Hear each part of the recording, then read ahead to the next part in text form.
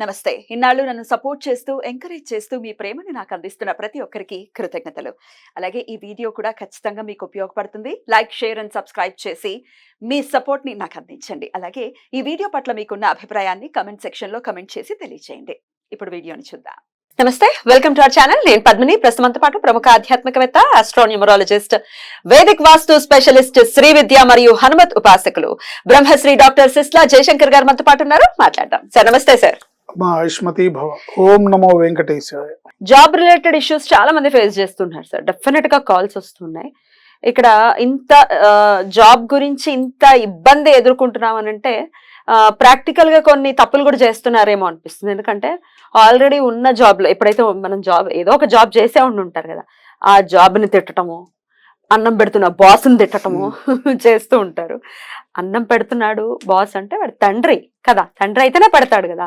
So తిట్టడం అనేది చేసినప్పుడు డెఫినెట్ గా కర్మ వచ్చేస్తుంది. ఓహో నీకు ఇలా ఉందా, నీ సంగతి ఏంటో చూస్తానని లేకుండానే చేస్తుంది. ఇది మహాభారతం చెప్తోంది మనకి.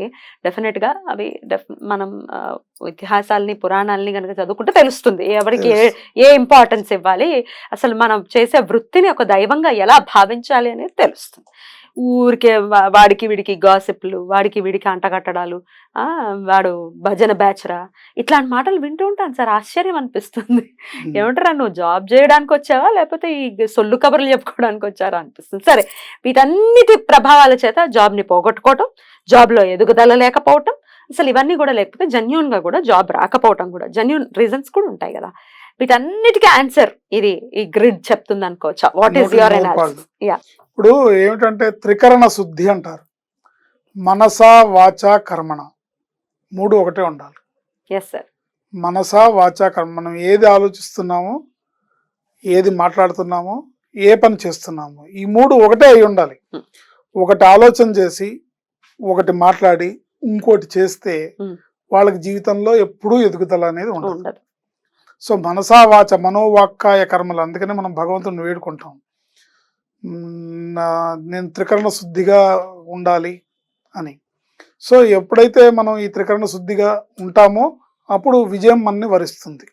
సో ఒక ఉద్యోగంలో ఒక వ్యక్తికి సరైన విద్యకి తగిన అర్హత ఉన్న ఉద్యోగం లభించడం ఒక ఎత్తు అయితే, ఆ దొరికిన ఉద్యోగంలో వీళ్ళు సంతోషంగా ఉద్యోగం చేయడం, సంతృప్తితో, అంటే చేసే పనిలో జాబ్ సాటిస్ఫాక్షన్ ఉండాలి. ఈ జాబ్ సాటిస్ఫాక్షన్ అనేది మనకు పరిపూర్ణంగా లభిస్తుందా లేదా సాటిస్ఫాక్షన్ లేకుండా కేవలం నెల అయ్యేసరికి జీతం తీసుకోవడానికి చేస్తున్నామా, యాంత్రికంగా పనిచేస్తున్నామా, అయిష్టతతో పనిచేస్తున్నామా, ఇట్లాంటి కేసెస్ ఉన్నాయి, ఇవే ఎక్కువ ఉంటాయి.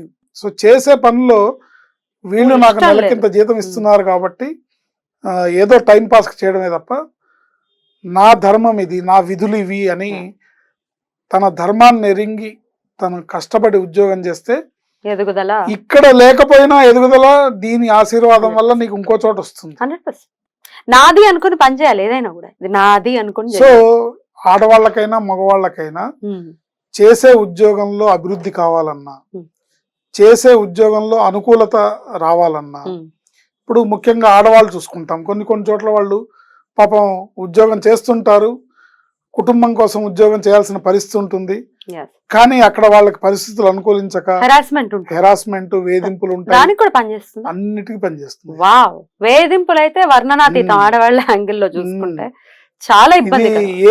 ఏ రంగంలో అయినా ఉంది సార్, ఉంది. ఏంటి, ఆఖరికి కూరగాయల మార్కెట్ లో కూడా ఉంటుంది. స్త్రీ పురుష సంబంధాలు ఎక్కడైనా సరే, ఎక్కడ ఎవరు అడ్వాంటేజ్ తీసుకుంటే, ఎక్కడ ఎవరికి అనుకూలంగా ఉంటే వాళ్ళు అడ్వాంటేజ్ గా తీసుకుంటూ ఉంటారు. సో అలాంటి వాళ్ళకి ఇది బాగా పనిచేస్తుంది. ఉద్యోగంలో ప్రమోషన్లు, ఉన్నత పదవులు, తర్వాత కొంతమంది సిన్సియర్గా పనిచేస్తున్నా కూడా, మగవాళ్ళైనా ఆడవాళ్ళైనా, ఓ చండశాస్త్రం లాంటి బాస్ అకారణంగా తిట్టడం, అకారణంగా చిరాకు, యాంగిల్ కూడా ఉంటుంది. బాస్ యాంగిల్ నుంచి చూసుకుంటే వాడు కర్మను అనుభవిస్తాడు, అందులో ఎటువంటి సందేహం లేదు. కానీ ఇక్కడ నీ మనసు బాధపడుతుంది కాబట్టి దాన్ని బాధ పెట్టుకోకుండా అనుకూలంగా నీ పని నువ్వు చేసుకోవడానికి ఈ గ్రిడ్ పనిచేస్తుంది. నంబర్స్ ఒకసారి చెప్పండి. సో 5, 16, 9, 4, 10, 3, 6, 15, 8, 13, 12, 1, 11, 3, 7, 14. దీన్ని ఒక రాగి రేకు మీద కానీ వెండి రేకు మీద కానీ చెక్కించి దాన్ని పూజ చేయాలి. ఆదివారం నాడు, ఆదివారం పుష్యమి నక్షత్రం కలిసి వచ్చిన రోజు కానీ, ఆదివారం కృత్తికా నక్షత్రం కలిసి వచ్చిన రోజు కానీ, లేదా ఆదివారం అమావాస్య నాడు కానీ, ఇవి విశేషమైన రోజులు. ఆ రోజున శుక్రహోరాలో దీన్ని పూజలో పెట్టుకోవాలి. ధరించడం కూడా శుక్రహోరాలు ఆదివారం నాడు విశేషమైన నక్షత్రం ఉన్న రోజు ధరించాలి. కనీసం ఒక 6 వారాలు పూజ చేయాలి. 6 ఆదివారాలు. ఓకే, ఎట్లా పూజ చేయమంటారు? ఓం శ్రీం హ్రీం సూర్యాయ నమః,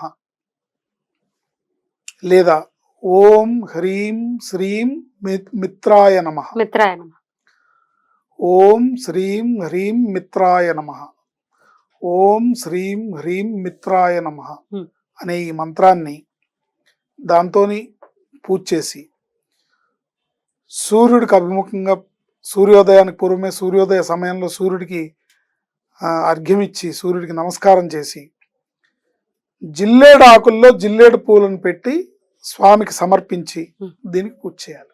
అంటే అర్ఘ్యం ఇస్తున్నట్టుగా అలా అర్ఘ్యం ఇచ్చి ఆకుల్లో జిల్లేడు పూలు పెట్టి స్వామికి సమర్పించాలి. ఆయనకి ప్రీతికరమైనవి అవి సమర్పించి దీన్ని మీరు కుంకుమ పూజ కానీ గంధంతో కానీ పూజ చేసి 6 వారాలు.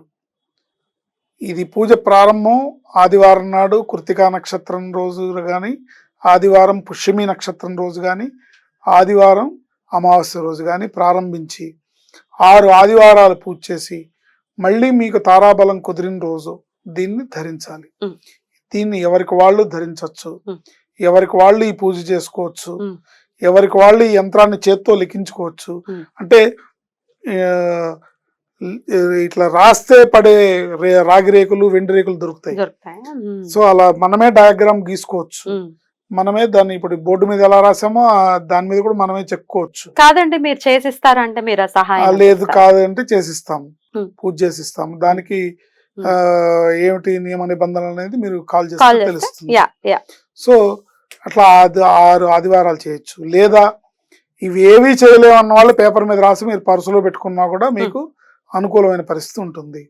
సూర్యుడికి నమస్కారం చేసుకోవాలి. ఎందుకంటే మీకు ఉద్యోగంలో అనుకూలత పెంపొందాలి అంటే సూర్యుడి అనుగ్రహం కావాలి. సంపద పెరగాలి, ఉద్యోగం ద్వారా చేసే పనిలో సంపద పెరగాలంటే శుక్రుడు అనుగ్రహం కావాలి. అందుకని ఈ విశేషమైన రోజుల్లో ఈ విశేషమైన యంత్రాన్ని ఈ విశేషమైన మంత్రంతో పూజించి చేసుకోవాలి. సహాయంతో ఉద్యోగ సంబంధిత సమస్యల నుంచి మన వాళ్ళు బయటపడాలని మనస్ఫూర్తిగా కోరుకుంటూ కృతజ్ఞతలు సార్. నమస్తే. ఆయుష్మతి భవ.